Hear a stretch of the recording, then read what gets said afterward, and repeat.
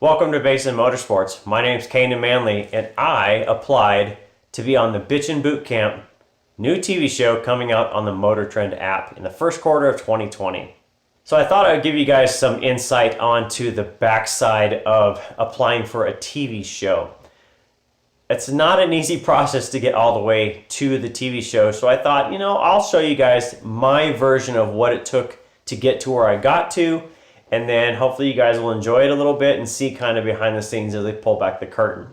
So going back to the show, Bitchin Bootcamps I first saw was listed as it was greenlit by Discovery Channel to come out on the MotorTrend app or their streaming service. It's going to be out the first quarter of 2020. Now the premise of this show is that there's going to pick 8 amateur contestants that are car builders in some fashion, and they're going to compete for a chance to work for KindigIt Designs in Salt Lake City, Utah. Now, Dave Kindig and his team also have Bitchin Rides is their show, and they're looking for a new employee. And this process is something they use in the real life. I actually know somebody that has done kind of like, if you want to call it an internship or an application process where they worked for a certain time for them before getting a job offer. This is something they do, and it is a proven process for them to do. So I thought I would jump into the submission process just to see what would happen. So initially there were around 2,000, get that, 2,000 people that applied in round 1. I was one of them, and here were the things that I submitted. The first picture here is just my professional headshot here. Just me standing in a suit and tie, just kind of a professional piece. This next picture is getting into the latest build I did. Now this is the 1980 Ford Mustang that I picked up for $700 off Craigslist, and this is just kind of showing the starting point of it. This is where it starts to get interesting, because now you're looking at the 80 Mustang after it's been disassembled. So a lot of the parts in the background are a mix of 80 pieces that came off originally and 92, which is the subframe. They're kind of the maroon color on the left side. This one is a screen grab off of one of my videos, but it was basically something I sent to Design Engineering or DEI, and it was just showcasing kind of the, well, one being me, and then the second one being that it was in process of taking the engine out of the 1980 Mustang. So this one is just the original engine in the 1980, just showing kind of the dilapidated engine and engine bay of the Mustang to start with. So the next one here, this is the startup of the build onto the wide body, or what became the wide body. This was me just laying under the car. It's one of the screen grabs for the lower torque box reinforcements that were put in. This one here is another one of me that's standing kind of holding the camera above the car. This is just after I had modified the headliner and redid the sunroof seals into the 1980 Mustang. Now this picture here is the 1992 engine that I took out of my wrecked one and put into the 80. So this is starting the wire tuck process. I had already done the engine bay repaint, some shaving of holes I was working on, and this was just to demonstrate that I had some knowledge on wire tucks and doing some rewiring of a car. This one here is just showing some of the wiring that I did to lengthen the harness to be able to reach the new ECU area. It was really just kind of like a scary picture, because most people look at it and go, I can't believe you did all that wiring on that car. This next one goes a little earlier in the process. This was me prepping the engine bay for repaint. So you can see it's the original black color that the car was, or the dark gray. It had been cleaned by this point, and now I was just really scuffing up the areas that needed some filler work and some other stuff before I got ready to paint it. So this is where we start to get into the project on doing the wide body. So the line there indicates where I'm going to cut.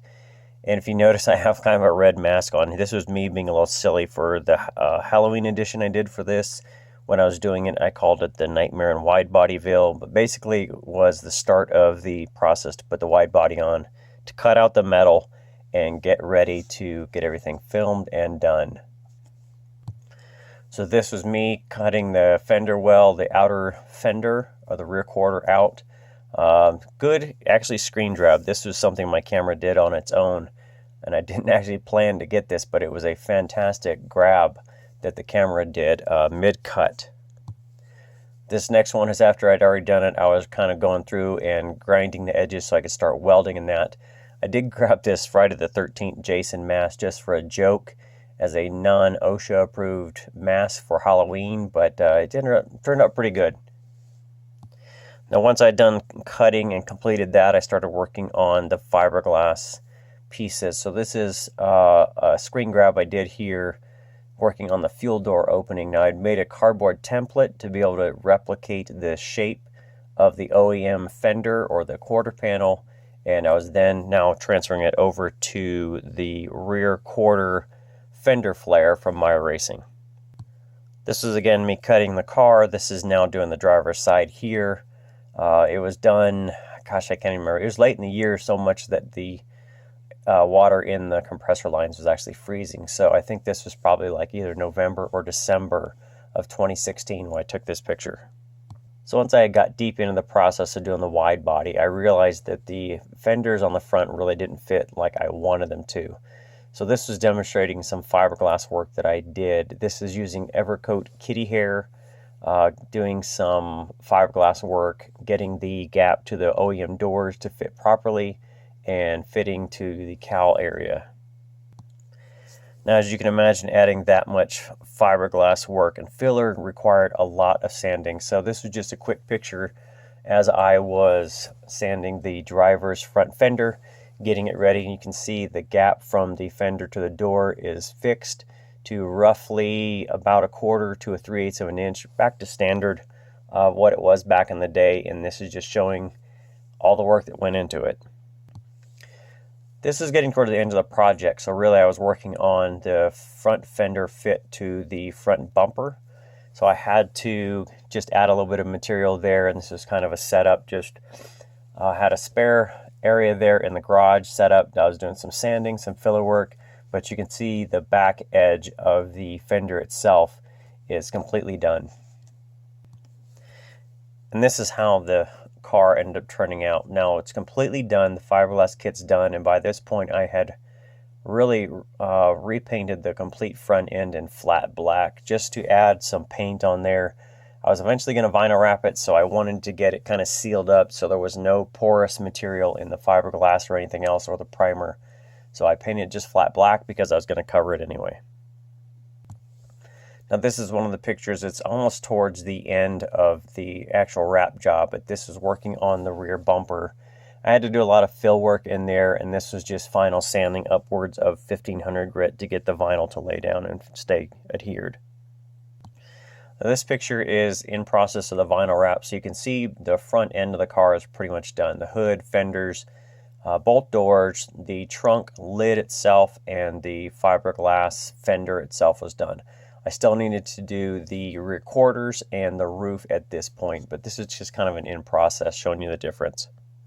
So at that point, the car was pretty much done. The fiberglass kit was done, the vinyl wrap work was complete, and this is one of the first pictures I actually took of the car. I rolled it outside, gave it a good wipe down, and this is one of the first ones I've used, and I've really liked this picture ever since I took it.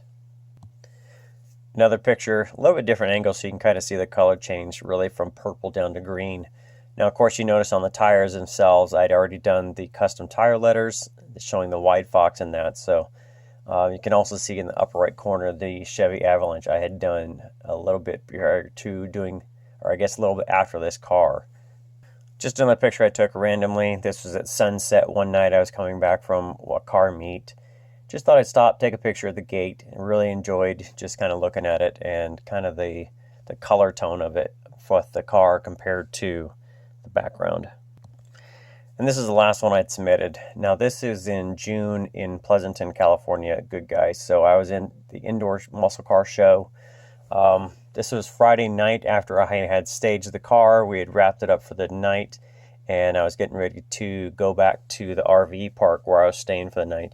This is just me being a goofball, as I usually am out at shows, having a good time and getting ready to continue on with work. The first round was just some pictures about yourself, a few of your projects, and you had to fill out an application on some of your background, some of your strengths and weaknesses, and information and builds you've done before.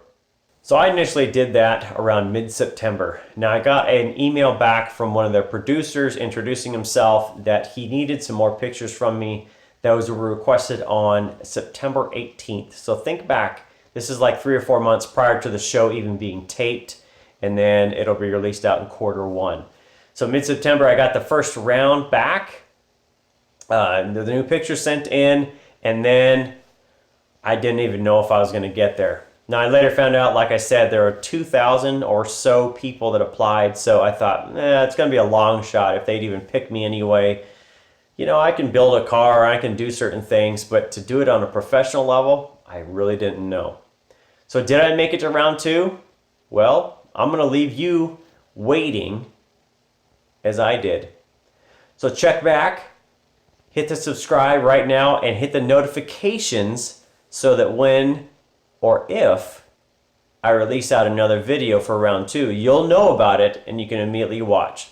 So hopefully you guys enjoyed seeing what I turned in for round 2 from my background and my pictures and that. And we'll see you next time from Basin Motorsports.